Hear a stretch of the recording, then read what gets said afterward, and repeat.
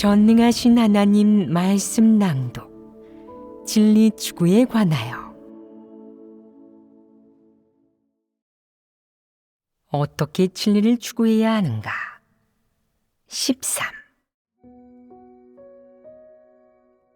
동물에서 환생한 사람은 폐괴의 성품을 지니고 있기 때문에 마귀처럼 거짓말을 할 수 있지만 남들이 질책하면 어느 정도 속으로 인정한다.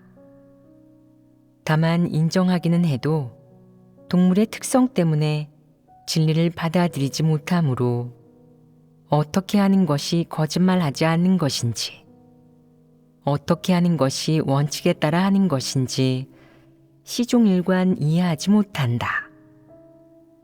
그는 앞으로는 더 이상 거짓말하지 않고 사실을 말하겠습니다. 라고 말하지만 막상 실행하면 우둔하고 미련해서 사람들이 보고는 이렇게 진리를 실행하는 게 어디 있나요? 이런 건 또 처음 보네요. 오늘 정말 희한한 구경합니다. 라며 웃는다. 마치 동물이 두 발로 서서 직립보행하는 것처럼 어색하고 이상한 것이다. 동물에서 환생한 사람 중에는 정직한 사람이 되고 좋은 일을 하고자 하는 자도 있지만 정확한 실행 원칙을 찾지 못해 황당하게 실행하다가 웃음거리가 된다. 남들은 웃긴다고 생각하는데 그 자신은 정직한 사람이 되어간다고 생각하니 황당하지 않으냐. 그에게 정직한 사람이 되고 싶으면 거짓말이나 궤변을 늘어놓지 않고 변명하거나 따지지 않으면 돼요. 이것이 정직함입니다.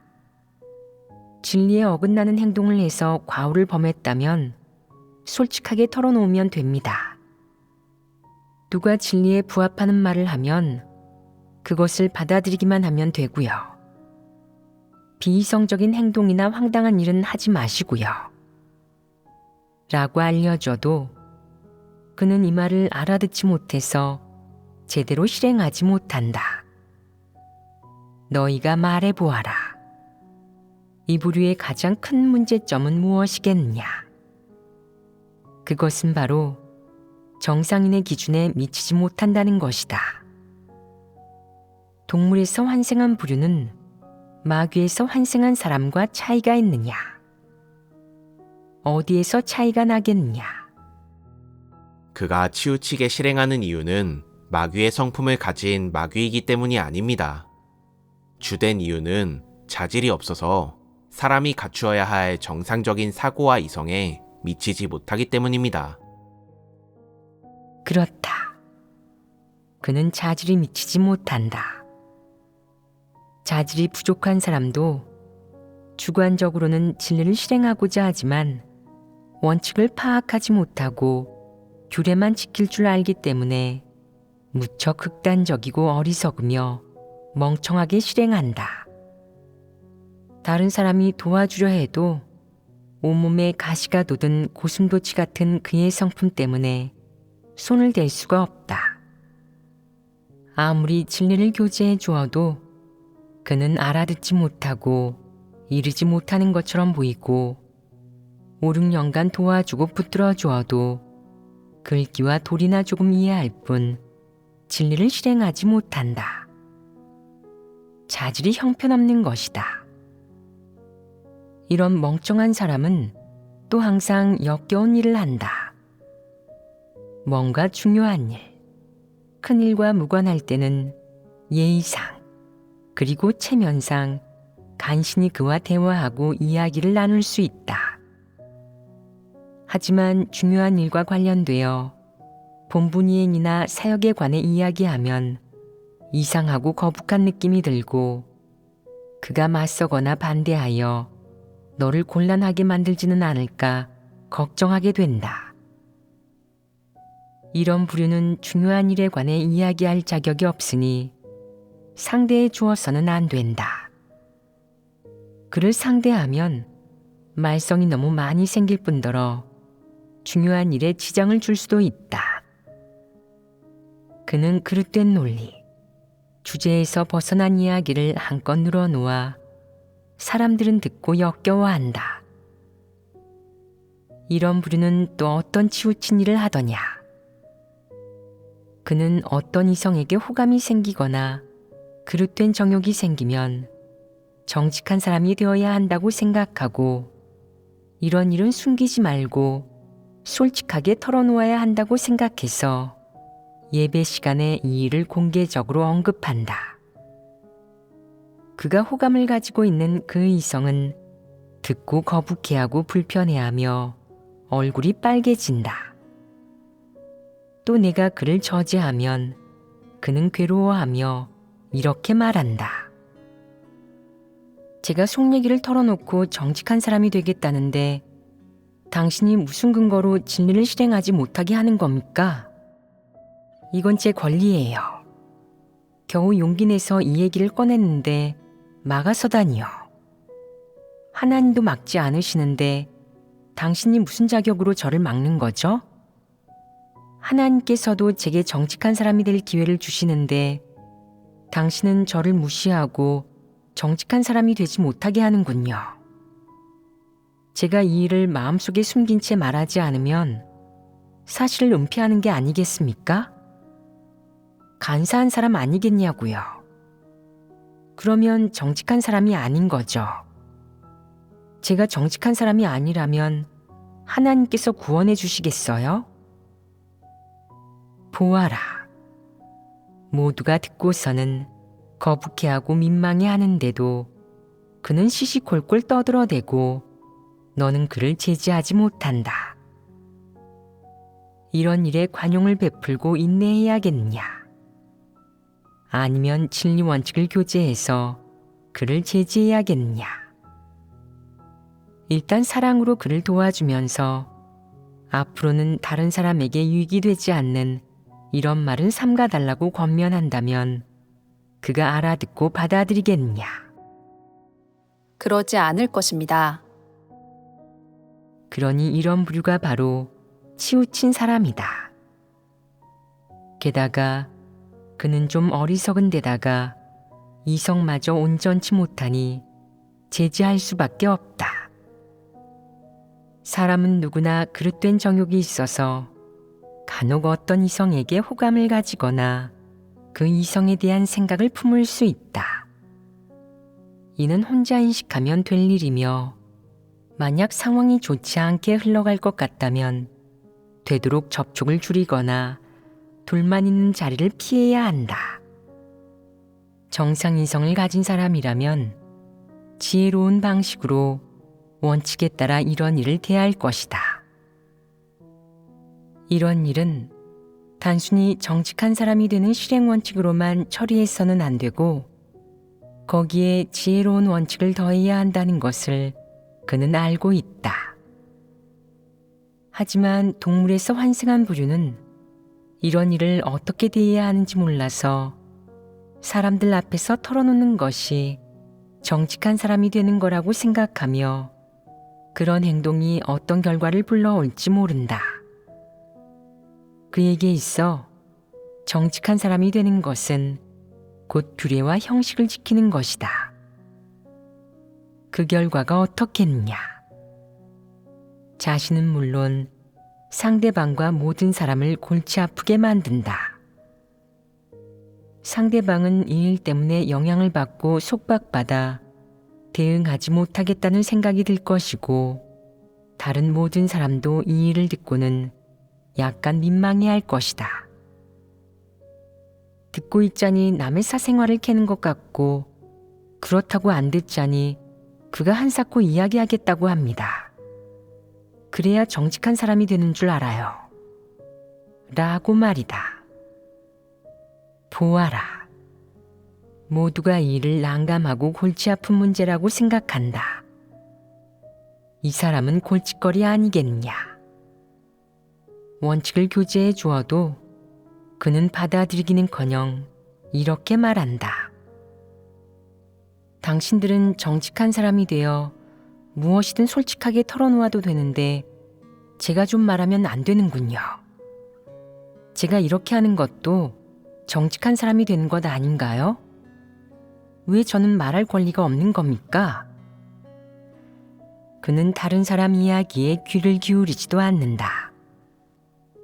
이런 것이 사람들 앞에서 교제하기 적절한 일이겠느냐. 이 부류는 그것을 꿰뚫어 보지 못하고 정직한 사람이 되는 원칙을 모르며 그래서 결국 모두를 몹시 난처하게 만든다. 그와 같은 부류의 사람은 그를 따라하기까지 한다. 저분 좀 보세요. 저런 일까지 교제하다니 의지가 정말 대단하네요. 정말 정직한 분이군요. 순수하고 올바르게 받아들이는 사람은 듣고 난 다음 그의 실행이 올바르지 않고 치우쳤음을 안다.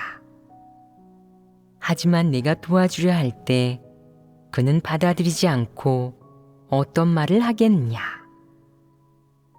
당신은 절 도와줄 수 없어요. 저는 당신과 다르게 받아들이거든요. 저는 이렇게 실행할래요.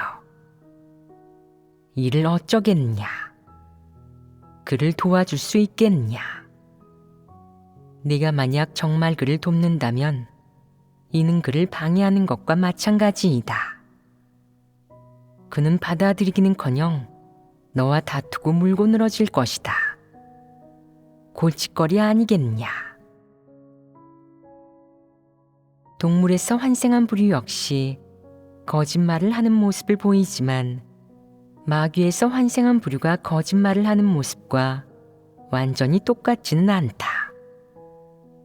이 둘은 거짓말을 대하는 태도도 다르고 취하는 방식도 다르다. 마귀 부류는 거짓말이 탄로나면 어쩔 수 없이 겉으로 자신의 거짓말을 인정하더라도 한편으로는 당당하게 별것 아니라고 생각한다. 혹은 사람들 앞에서는 거짓말을 한 것이 옳지 않았음을 인정하는 입장을 밝히지만 뒤에서는 전혀 변하지 않고 예전처럼 거짓말하고 기만한다. 그는 전혀 거짓말을 사악한 짓, 부정적인 사물이라고 생각하지 않는다. 그것이 그의 생존 비결인데 어찌 버릴 수 있겠느냐. 거짓말에 인이 박인 부류는 세상을 살아가면서 거짓말을 하지 않고 모든 일을 다른 사람에게 솔직하게 털어놓는다면, 모든 일을 남들이 알게 되고 통제하게 된다면 내 자아가 있겠어? 사는 게 재미가 있을까? 존엄은 있겠어? 또 모든 일을 사실대로 말하면 삶이 얼마나 시시하고 무미건조해지겠어. 일이 있든 없든 거짓말을 해야 해. 라고 생각한다. 어떤 관점에서 보든 그가 의도했든 그러지 않았든 거짓말은 그의 본성의 자연스러운 표출이다. 요컨대 거짓말에 인이 박인 것이 마귀의 가장 큰 특징 중 하나라는 것은 의심의 여지 없는 확실한 사실이다. 이런 점에서 보면 이 부류는 절대 진리를 받아들여 정직한 사람이 될 수 없을 것이다. 그는 절대 그렇게 될 수 없을 뿐더러 하나님이 말씀한 정직한 사람이 되는 것에 대해 멸시하는 마음을 품는다. 구체적인 일에 직면했든 아니면 구체적인 일이 일어나지 않았든 그는 정직한 사람이 되라는 하나님의 요구에 대해 멸시하고 비꼬며 반감을 가지고 혐오하는 태도를 취한다. 정직한 사람이 되라는 하나님의 요구와 그 처신의 원칙을 경멸의 태도로 바라보는 것이다. 그는 마음속 깊이 진리를 싫어하고 진리를 받아들이지 않을 뿐만 아니라 심지어 정직한 사람이 되는 것을 대놓고 반대하며 거부한다. 마귀에서 환생한 부류는 거짓말에 인이 박인 특징이 무척 뚜렷하다. 가까이에서 그를 접하거나 사역이나 삶에서 그와 왕래하고 교류하며 어울리기만 하면 거짓말에 인이 박인 그의 특징이나 실체가 하나하나 드러날 것이다. 그러므로 이 부류를 분별하는 것은 매우 쉬운 일이다. 다른 사람과 일, 사물에 대한 그의 사상 관점이 무엇인지 살펴볼 필요도 없다. 그저 거짓말에 인이 박인 사람이라는 점만 봐도 이를 토대로 100이면 100, 그는 사람이 아닌 마귀라고 장담할 수 있다. 그렇다면 거짓말에 인이 박인 사람이 마귀가 아닐 가능성은 1%도 없는 건가요? 그런 사람에게 구원받을 희망이 있을까요? 라고 묻는 사람들이 있는데 나는 그럴 가능성은 절대 없다고 대답하겠다. 거짓말에 인이 박인 사람이라면 100이면 100 모두 마귀이며 1%의 가능성도 없다. 알겠느냐? 혹자는 이렇게 말한다. 너무 깊이 폐괴되고 사회의 사악한 흐름에 너무 심하게 영향을 받아서 인성의 양심과 이성이 매몰되거나 마귀에게 완전히 동화돼서 거짓말에 인이 박인 사람은 없을까요? 형제자매가 한동안 도와주고 붙들어주고 그도 하나님 말씀으로 양육과 목양을 받아 양심이 점점 되살아나고 이성도 차츰 회복되면 변해서 거짓말에 인이 박이는 일이 없어지지 않을까요? 알려주겠는데 그럴 가능성은 없다. 0.00001%의 가능성조차 없다. 그래서 거짓말에 인이 박인 자는 결코 사람이 아니라 마귀이며 정상인성이 전혀 없다. 알겠느냐? 이 점은 확실하며 예외나 특수한 경우는 없다. 이것을 분명히 꿰뚫어 보아야 한다. 어떤 일을 처리할 때 하나님 집의 이익을 지키고 형제자매를 보호하기 위해 이방인에게 거짓말처럼 실제와 다르게 이야기하는 사람을 보고 의구심을 품을 수도 있다. 여태까지는 그가 진리를 추구하는 사람인 줄 알았어. 그런데 어떻게 이렇게 큰일을 두고 거짓말을 할 수 있지? 이렇게 큰일로 거짓말을 할 수 있다면 마귀가 아닐까? 그가 진리를 추구하는 것은 허상이 아닐까? 이런 인식법이 옳으냐? 어떤 점이 옳지 않으냐? 이 일을 어떻게 바라보는 것이 올바르겠느냐? 그는 그 사람이 행동하는 동기와 이룬 효과가 무엇인지 분명하게 구분하지 못했습니다. 만약 누가 사실과 다른 말을 했는데 그것이 긍정적인 효과를 이루기 위한 것이고 하나님 집의 이익을 지키고 형제자매를 보호하기 위한 것이라면 이는 거짓말이 아니라 일종의 지혜입니다. 그는 거짓말과 지혜를 구별하지 못했습니다. 너는 거짓말의 성질을 분명하게 알아야 한다. 그가 어떤 원칙을 바탕으로 어떤 목적을 이루기 위해 그런 거짓말을 하는지 살펴보아라. 만약 그가 긍정적인 효과를 이루고 원칙을 지키기 위해 사실과 다른 말을 했다면 이는 거짓말이 아니라 지혜이다. 또 한편으로는 그가 일상에서 거짓말에 인이 박인 사람인지 살펴보아라. 만약 그가 단지 한 가지 일에서만 거짓말을 했다면 너는 그를 거짓말을 하는 사람이나 거짓말에 인이 박인 사람으로 규정해서는 안 된다. 그렇지 않겠느냐? 그가 한 가지 중대한 사안에서 하나님 집의 이익을 지키기 위해 사실과 다른 말을 좀 했다고 해서 그를 거짓말에 인이 박인 사람으로 정의한다면 이는 치우친 것이다. 이렇게 사람을 규정하고 바라보는 것은 원칙에 부합하지 않는다. 만약 그가 어떤 일에서 자신의 체면과 명망을 지키기 위해 거짓말을 했으나 대부분의 일에서는 거짓말을 거의 하지 않는다면 설사 거짓말을 했다고 해도 나중에 그것을 바로잡을 수 있다면 이런 자 역시 거짓말에 인이 박인 사람으로 규정할 수 없다. 오직 마귀에서 환생한 사람만이 거짓말에 인이 박인다. 어떤 사람들은 이렇게 말한다. 그가 거짓말에 인이 박였다고 하시는데 그도 사실을 말할 때가 있습니다. 예를 들어 그가 물건 하나를 샀는데 다른 사람이 얼마짜리냐고 물으면 사실대로 말하더라고요. 이 일에서는 거짓말을 하지 않았는데 어찌 그를 보고 거짓말에 인이 박였다고 하십니까?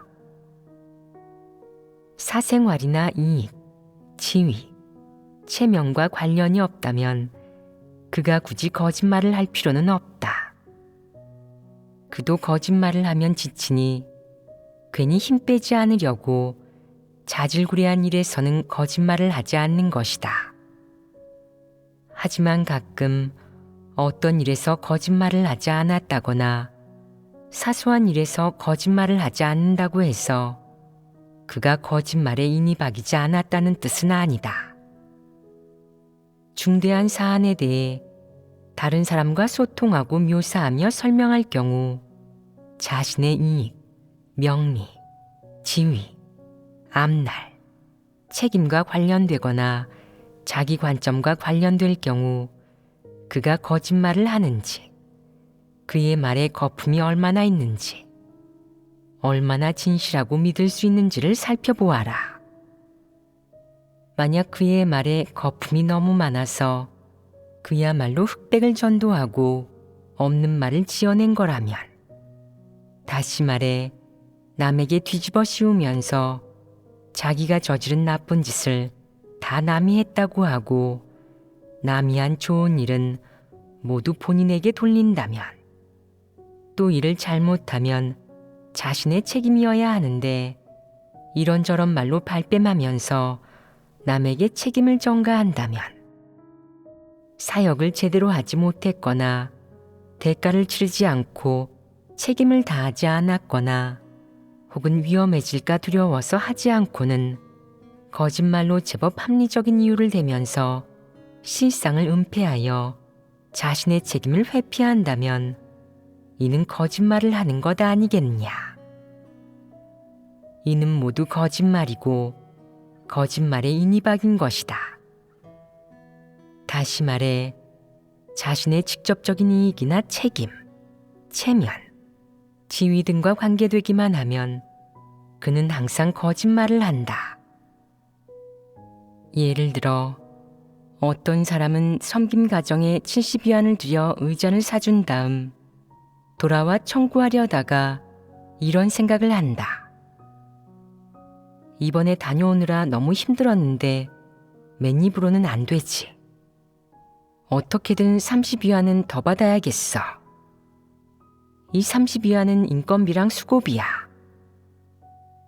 그래서 그는 의자 사는데 100위안을 썼다고 말한다. 보아라. 거짓말을 하지 않았느냐. 그가 왜 거짓말을 했겠느냐. 이익을 더 남기고 싶었던 것이다. 그는 형제자매와 함께 본분을 이행하다가 서로 잘 지내는 사람을 보면 이런 생각을 한다. 아무도 나와 친구가 되려 하지 않아. 다들 날 마음에 들어 하지 않고 나랑 안 맞아. 그러니 나는 당신 둘 사이에서 말을 부풀려서 이간질하겠어. 그는 그중 한 사람에게 이렇게 말한다. 아무개가 그러더군요. 당신은 스스로 교육 수준이 높은 줄 아는데 교육 수준이 높은 사람이 어떻게 체험 간증문을 못 쓰냐고요. 그러고는 다른 사람에게 가서 또 이렇게 말한다. 아무개가 당신은 키는 크지만 몸매가 균형 잡히지 않아서 상체랑 하체 밸런스가 맞지 않는다고 하더라고요. 그가 이 몇 마디로 두 사람을 이간질하니 그 둘이 다시 만나면 그가 이간질한 말이 떠올라 서로를 보는 시선이 곱지 않고 불편한 마음이 든다. 그에게는 어떤 이득이 있겠느냐. 겉으로 보면 그에게 아무런 이득이 되지 않는다. 그런데도 두 사람이 소원해져서 사이가 나빠진 걸 보면 그는 마음이 편해지고 질투가 사라지며 자기에게 득이 되었다고 생각하기 때문에 이 일에서도 거짓말을 한다. 어떤 사람은 이렇게 말한다. 그러면 남은 물론 자기한테도 손해 아닌가요? 그 두 사람이 서로 이야기하면 당신이 중간에서 이간질했다는 것을 알게 되지 않을까요? 그럼 당신도 심각한 피해를 보는 거잖아요? 그가 그걸 신경이나 쓰겠느냐? 신경 쓰지 않는다. 그 두 사람이 갈라서기만 하면 그는 질투심이 사라지고 자기가 득을 보았다고 생각한다. 이는 마귀의 행동 아니겠느냐? 마귀는 이렇게 행동한다. 마귀에서 환생한 부류는 사소하고 자질구레한 일에 관해서는 사실대로 말할 수도 있겠지만 그렇다고 그것이 그에게 거짓말하는 본성이 없다는 의미는 아니다. 모든 일에서 중대한 일이든 사소한 일이든 자기 체면과 관련된 일이라고 생각되기만 하면, 마음이 불편하기만 하면, 혹은 어떤 이익을 쟁취하고 어떤 목적을 이루려 하기만 하면, 어떤 일을 하려는 속셈이 있기만 하면 그는 반드시 거짓말이라는 행동 방식을 통해 그 일을 이룬다. 이것이 바로 거짓말의 인이박인 것이다. 의식주에 관한 일에서는 거짓말을 하지 않을 수도 있다. 또 평소에는 자질구레한 일로 머리를 쥐어짜면서까지 거짓말을 하지 않을 수도 있다. 더욱이 그의 눈에 전혀 같은 차원, 같은 등급으로 보이지 않는 사람들이 있다. 그는 그런 사람을 상대하는 것에 그다지 큰 관심이 없으며 그런 사람을 농락하고 조종해도 별다른 성취감을 느끼지 못하기 때문에 그런 사람에게 어떤 일을 하는 것에 관심을 두지 않는다. 그가 누군가에게 어떤 일을 한다면 그것은 분명 그와 같은 등급이며 그와 겨룰 수 있고 그의 적수라고 생각되어야 한다. 그는 그래야 상대를 안중에 둘 것이다. 마귀에게는 이런 특징도 있다.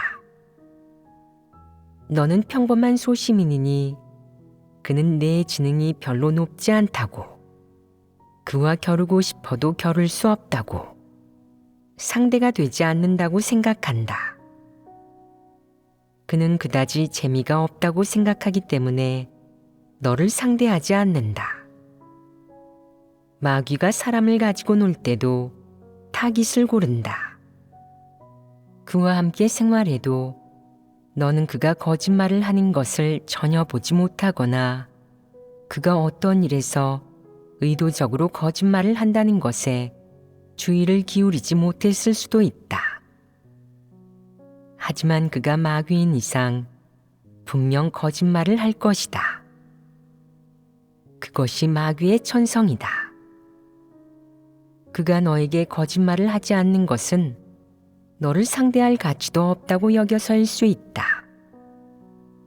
그는 참나, 나는 거짓말할 생각도 안 하고 있는데 내가 자기를 가지고 놀까봐 걱정하네. 자기가 뭔데? 자기가 뭐라도 되는 줄 아나? 라고 생각하는 것이다. 그는 네가 안중에도 없으며 거짓말은 고사하고 내게 말을 걸 생각조차 하지 않는다. 예를 들어 내가 어떤 멍청이에게 아무개랑 사이가 어떠냐고 물어본다면 그는 우리는 그 사람보다 한참 부족하죠. 그 사람은 우리보다 자질도 머리도 좋은걸요. 우리는 미천해서 그 사람만큼 고귀하진 않으니 그 사람은 우리 같은 사람과 어울리는 걸 원하지 않아요. 라고 답할 것이다. 멍청이도 이런 생각을 한다. 그렇다면 마귀가 어떤 사람을 잘 가지고 놀고 어떤 사람과 잘 다투는지, 어떤 사람을 잘 미혹하고 이용하며 조종하는지 살펴보자. 그에게도 기준이 있고 일정한 범위가 있지 않겠느냐. 그가 한 집단을 고를 경우 그들은 자기와 마찬가지로 머리를 굴리고 관계를 부리는 사람이어야 한다. 그래야 그들과 함께 지낼 때 즐겁고 재미있으며 성취감을 느낄 테니 말이다. 따라서 마귀에서 환생한 부류에 대해서는 거짓말의 인이 박인 특징과 본질을 꿰뚫어 봐야 한다. 그가 내게 거짓말을 한 적이 없다고 해서 그가 거짓말을 하지 않을 거란 의미는 아니며 그에게 거짓말을 하는 본성이 없다는 의미도 아니다.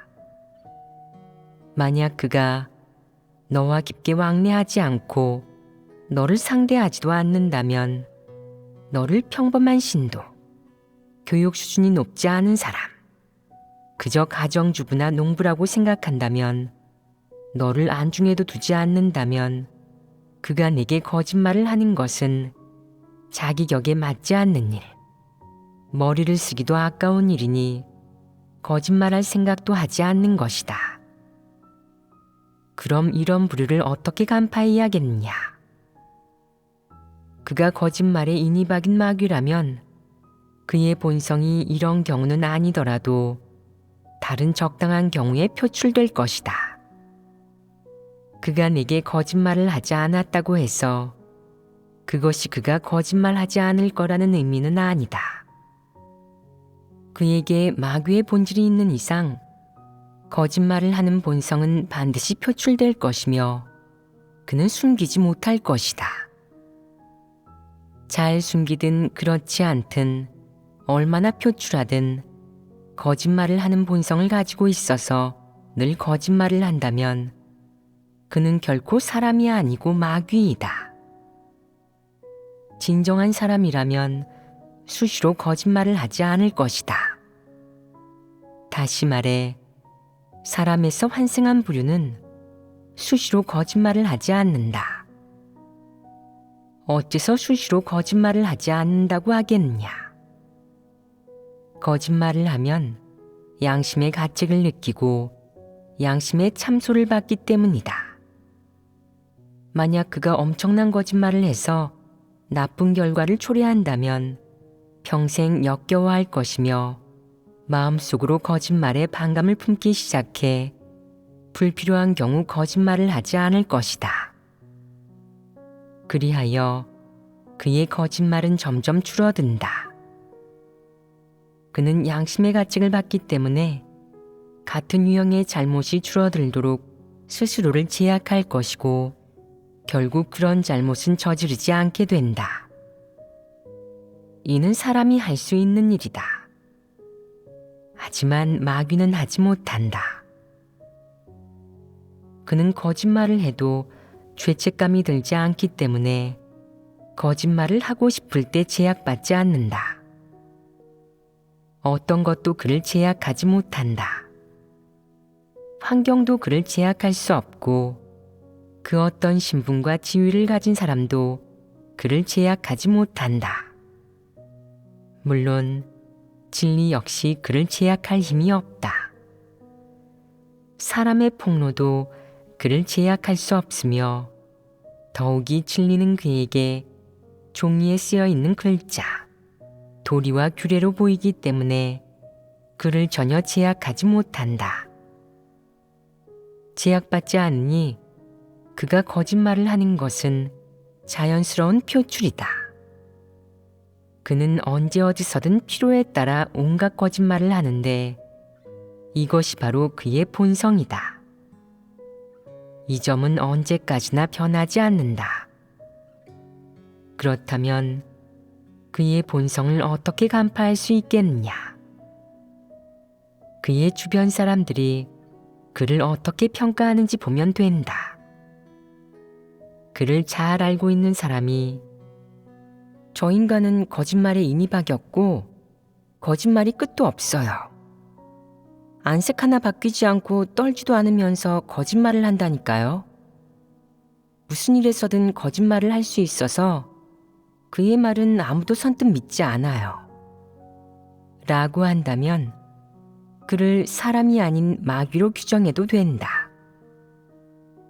이렇게 많이 교제했는데 마귀에서 환생한 부류의 거짓말의 인이박인 특징을 꿰뚫어보고 확실히 판단할 수 있겠느냐.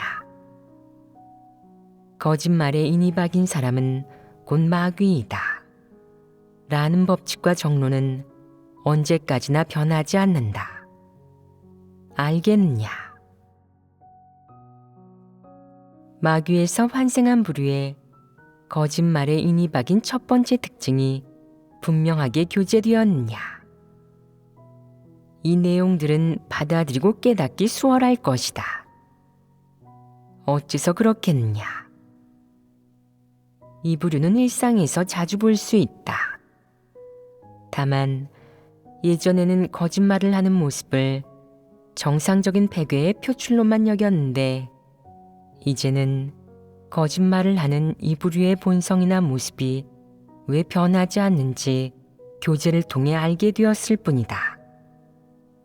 사실 속성에 의해 결정되기에 이 부류가 변하지 않는 것이다. 그렇다면 앞으로 이런 부류를 만나면 어떻게 해야겠느냐? 이런 부류는 교제에서 도와줄 필요가 없습니다. 만약 그들이 책임자를 맡고 있다면 교체해야 하고 이미 악을 행하는 모습을 보여 교회 사역을 방해하고 교란하기 시작했다면 정리할 사람은 정리해서 교회에 하루라도 더 있지 못하게 해야 합니다. 마귀라는 놈은 거짓말에 인이 박였기 때문에 분명히 변할 수 없다. 하지만 이런 부류의 마귀에게 은사가 조금 있거나 특정 분야에 특기가 있는데 봉사하고 싶어 한다면 그를 이용해 봉사하게 해도 된다. 하나님은 사역할 때 만물을 이용해 봉사하게 한다. 큰 붉은 용이 바로 봉사하는 존재이자 부광물 중 하나이다. 하나님 집에서는 지혜롭게 사역해야 한다. 이 역시 한 측면의 원칙이다. 마귀에서 환생한 부류가 봉사하고자 하거나 봉사에 적합하다면 그를 이용해 봉사하게 해라. 만약 그가 봉사도 못하거나 득보다 실이 커서 손해가 막심하다면 하나님 집에서 그를 써봤자 긍정적인 효과는커녕 오히려 쫓아다니면서 신경을 써야 한다면 봉사에 적합하지 않으니 그에게서 봉사 자격을 박탈해야 한다. 이렇게 하는 것이 합당하지 않겠느냐? 원칙에 따라 대해야 한다. 분별할 땐 분별해야 하지만 처리하는 방법은 지혜로워야 하고 원칙이 있어야 하며 실제 상황에 따라야 한다.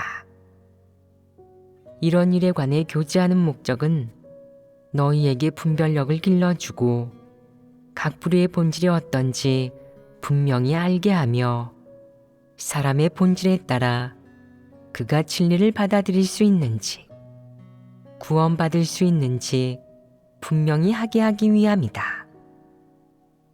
그러나 너더러 마귀의 부류로 규정된 사람들을 일률적으로 제명 처리하라는 것은 아니다. 원칙과 하나님 집 사역의 필요에 따라 마귀를 효과적으로 이용해 봉사하게 하라는 것이다.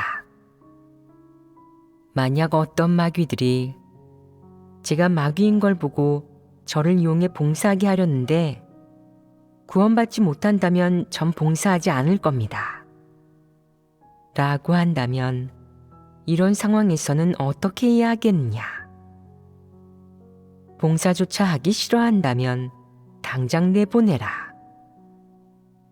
어떤 마귀들은 이렇게 말한다.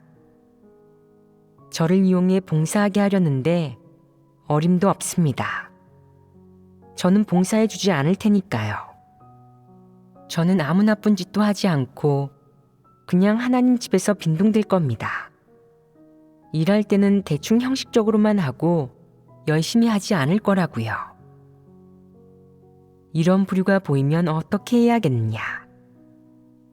마귀가 확실할 경우 당장 정리해 내보내면 된다.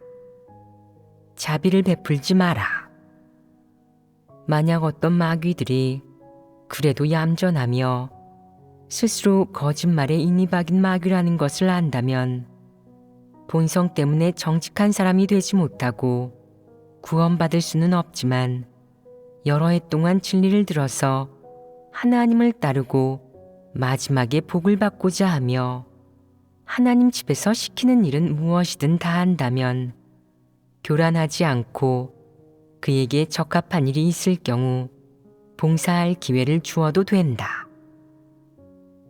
창조주가 준 본분은 어떤 속성의 피조물이든 모두 자신의 본분으로 대해야 한다.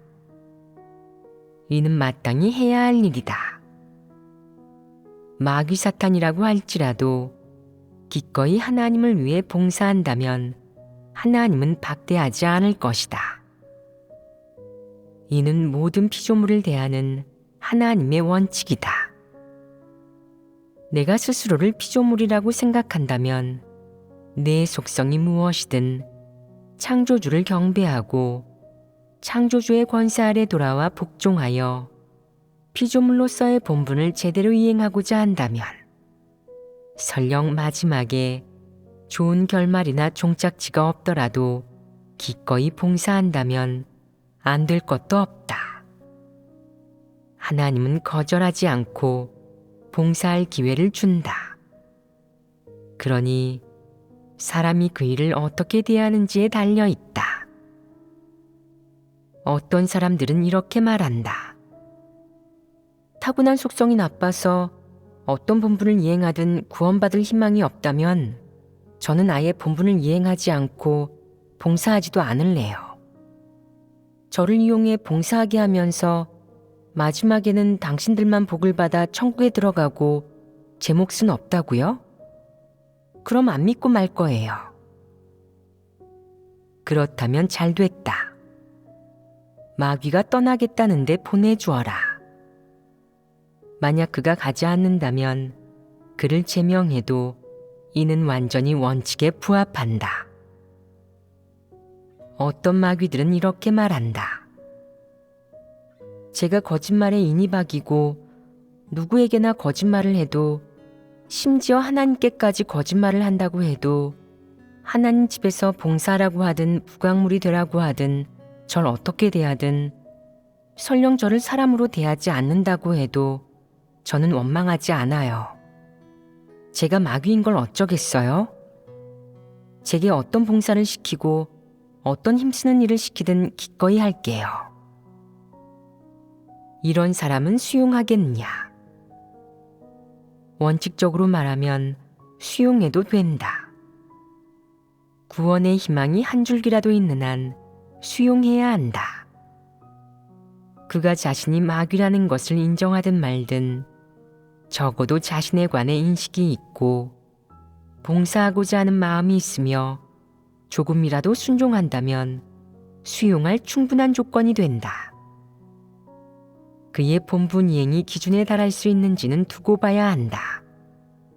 그렇지 않으냐? 결론적으로 어떤 부류를 대하든 설령 그의 속성을 분별했다고 할지라도 원칙에 따라 일을 처리해야 한다. 물론 여기에서 원칙에는 딱 하나만 있는 것이 아니다. 마귀라면 모두 거부하고 제명해야 한다는 것. 마귀라면 모두 지옥에 쳐넣어야 하는 것이 유일한 원칙은 아니다. 하나님은 만유를 주재하고 만물을 이용해 봉사하게 한다. 그러니 어떤 것이 봉사할 수 있는지, 어떤 봉사를 어떻게 하는지, 어떤 단계에서 봉사하고 얼마나 오래, 어느 정도로 봉사하는지, 어떤 상황에서 쓰지 않고 어떤 상황에서 계속 써도 되는지 등에는 모두 원칙이 있고 하나님의 지혜가 있다. 사람은 이 일을 혈기로 대해서는 안 되며 반드시 원칙을 구해야 한다. 모두가 어떻게 하는 것이 옳고 원칙에 부합한다고 생각한다면 그렇게 하되 마땅히 해야 하는 방식대로 해라. 원칙을 어기고 맹목적으로 아무 근거도 없이 일시적인 기분으로 한 사람을 처리하는 것은 전부 진리와 하나님 말씀을 신중하게 대하지 못하는 태도이며 엄밀히 말해서 하나님을 경외하는 마음이 없는 모습이기도 하니 절대 그래서는 안 된다. 마귀에서 환생한 부류의 거짓말의 인이 박인 첫 번째 특징에 대해서는 거의 다 교제했고 각 측면의 원칙도 분명하게 설명했다.